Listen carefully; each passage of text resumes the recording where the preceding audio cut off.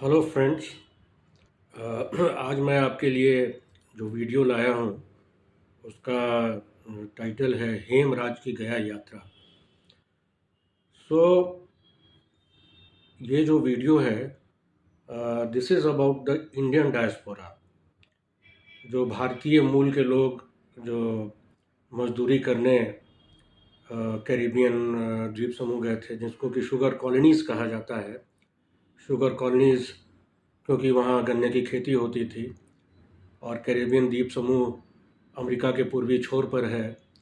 Caribbean सी में स्थित जो द्वीप हैं, और जो कुछ जो देश हैं जैसे गायना है, सूरीनाम है, त्रिनिदाद है। त्रिनिदाद का तो नाम ही चीनीदाद था क्योंकि वहाँ चीनी हुआ करता था।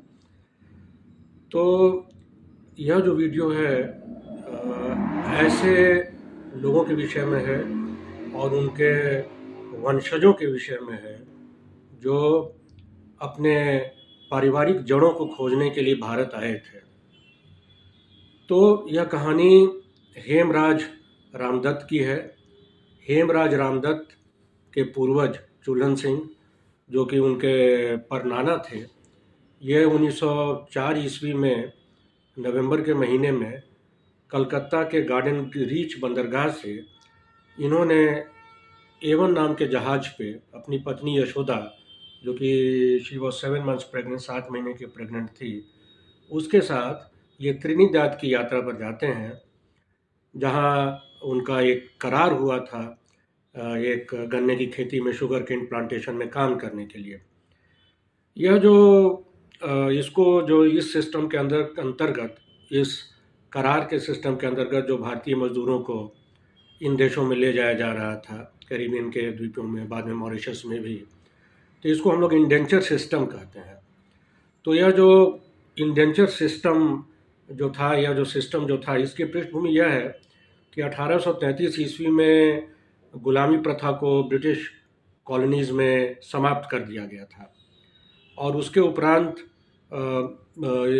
यहाँ इन कॉलोनीज़ में जहाँ गुलाम व्यापार के माध्यम से अफ्रीका से लाए गए गुलामों को बसाया गया था, उनसे खेती करवाई गई थी, तो वह एक प्रकार से स्वतंत्र हो गए थे। तो प्लांटर्स के सामने एक बहुत बड़ी समस्या यह आई कि अब हम लोग किस प्रकार से यहाँ पर खेती करेंगे। तो इसी प्रक्रिया के अंतर्गत इन लोगों का ध्यान भारत पर गया, और ख़ास करके भारत एक बहुत ही, it was a very suitable place for labour of this type. खास करके गंगा का जो मैदान है, गंगा यमुना का जो मैदानी क्षेत्र था, जो कि बहुत फर्टाइल है, और यहाँ खेतीहर मजदूर रहते थे जिन्हें खेती की काफ़ी जानकारी थी, और प्लस सीधे लोग थे। तो हम लोग यह देखते हैं कि 1834 ईस्वी के उपरांत इंडेंचर सिस्टम को लागू किया गया, जिसके अंतर्गत भारतीय मजदूरों को इन कैरिबियन द्वीपों में ले जाया गया। और पहला जो ट्रिनिडाद के लिए पहला जहाज़ था, जो अब्दुल रज़ाक नाम का जहाज़, गार्डन रीच बंदरगाह से 1845 में खुला। तो और इसके बाद एक सिलसिला सा शुरू हो गया, जिसके अंतर्गत भारतीय मजदूरों को वहाँ ले जाया जाता था। इस पद्धति को हम लोग इंडेंचर सिस्टम और हिंदी में गिरमिटिया व्यवस्था भी कहते हैं। और गिरमिटिया शब्द जो है बड़ा इंटरेस्टिंग है कि आखिर इसकी उत्पत्ति क्या है। तो एग्रीमेंट क्या होता था? एग्रीमेंट ये होता था कि ये जो भारतीय मजदूर जो ले जाए जा रहे हैं, तो इनके साथ 5 वर्षों का करार था कि 5 वर्षों तक आप वहाँ पर काम करेंगे, और 5 वर्षों पर काम करने के बाद यदि आप चाहेंगे तो भारत लौट आएंगे। 1 पाउंड प्रति महीना जो मेल मजदूर होते थे उनको दिया जाता था, और 35 शीलिंग जो है फीमेल मजदूरों को दिया जाता था, और यदि आप रहना चाहते हैं तो 5 एकड़ ज़मीन दे दी जाएगी। तो this was the agreement system. Agreement से अपभ्रंश होते होते गिरमिट सिस्टम हो गया, गिरमिट से गिरमिटिया, और ये मजदूर जो हैं इनको गिरमिटिया कहा जाने लगा। और इनको जहाजी भी कहा जाता है क्योंकि जहाज़ पर गए थे। इनके साथ और लोग जो गए थे उनके साथ एक ब्रदरहुड हो गया था, तो जहाजी भाई के नाम से जानते हैं। और जो गठरी मोटरी लेकर गए थे, जो अपनी संस्कृति और जो अपनी विरासत को जो सहेज कर ले गए थे, उसको हम लोग जहाजी बंडल कहते हैं। तो इसी में एक गिरमिटिया चुल्हन सिंह, जो कि 1904 ईस्वी में जो त्रिनिदाद गए जाते हैं अपनी पत्नी यशोदा के साथ, जो 1904 ईस्वी के नवंबर के महीने में ये गार्डन रीच बंदरगाह से वो बोर्ड करते हैं जहाज़ को, और 5 महीने के बाद 1905 ईस्वी में मार्च के महीने में यह जहाज़ सेंट अगस्टीन बंदरगाह पहुंचता है, जिसके बाद चुल्हन सिंह और उनकी पत्नी यशोदा और जहाज़ पर जो बच्चा हुआ था उसकी बड़ी इंटरेस्टिंग कहानी है, तो उसके विषय में बात करेंगे। इन सबों को पिक्टन शुगर कैन स्टेट पर ले जाया गया। तो चुल्हन सिंह को खोजने उनके परनाती हेमराज रामदत्त, जो कि उनके परनाती थे, वो गया आए हुए थे 2019 ईस्वी के जनवरी के महीने में। उस समय मैं मगध विश्वविद्यालय इतिहास विभाग का विभागाध्यक्ष था, और उनसे हमारी जो मुलाकात हुई उसके सूत्रधार प्रोफेसर घनश्याम हैं, जो कि बनारस हिंदू विश्वविद्यालय के विभागाध्यक्ष हैं, और वो डबल डायस्पोरा पर काम कर रहे थे उस समय न्यूयॉर्क में। उनको 2 बार फुल ब्राइट स्कॉलरशिप भी मिला है। डबल डायस्पोरा का अर्थ था कि जो लोग यहाँ से मजदूरी करने गिरमिटिया के रूप में गए, और उसके बाद इनके वंशज लोग कनाडा, अमेरिका, इंग्लैंड, इन सब देशों में बेहतर मौक़ों के लिए, अपॉर्चुनिटीज़ के लिए वे दे वेंट, तो उनकी उस पर इनका शोध था। तो हेमराज जी का इंडेंचर पास भेजा गया। एक जो इंडेंचर पास क्या होता था कि उसी में सारी जीवनी लिखी रहती थी कि जात क्या है, बाप का नाम क्या है, ऊंचाई क्या है, मेडिकल एग्जामिनेशन होता था। तो उससे यह पता चला कि चुल्हन सिंह मखदूमपुर में, पुराने गया जिला के मखदूमपुर में सेवटी गांव के हैं। और ये पता चला कि चुल्हन सिंह के साथ जो उनकी पत्नी यशोदा गई थी, यह उनकी दूसरी ब्याहता थी, और जहाज़ पर एक बच्चा पैदा हुआ था जिसका नाम एवन रख दिया गया। चुल्हन सिंह की पत्नी यशोदा 7 महीने की प्रेग्नेंट थी और दिसंबर में बच्चा हो गया था।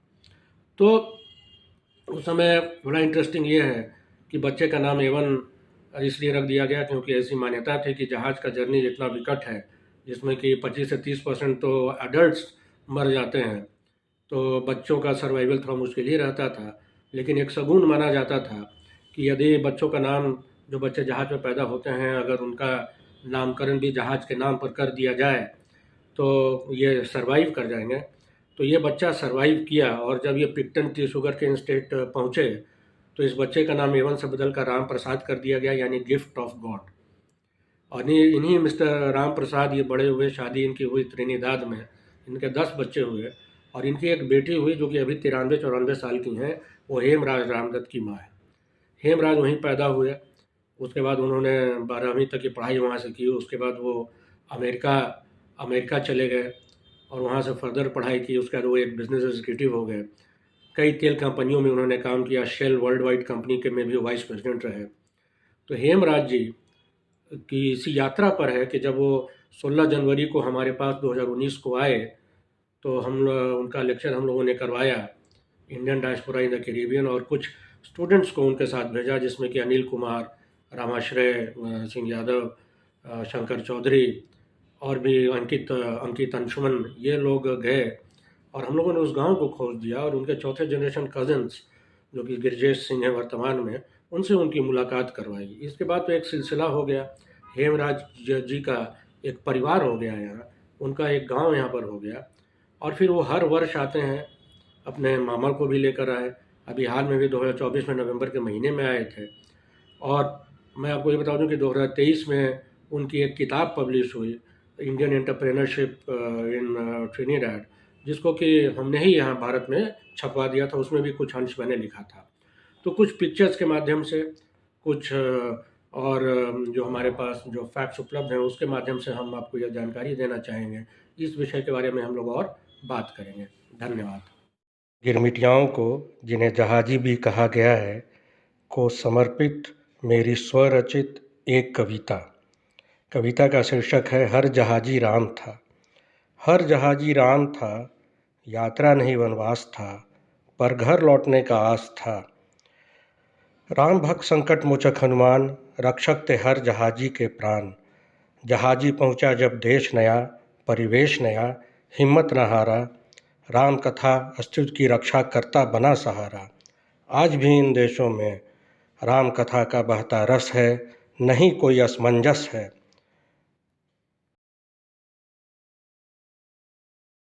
इन गिरमिटियाओं के वंशजों ने आज भी इन देशों में भारतीय संस्कृति को अक्षुण्ण रखा है।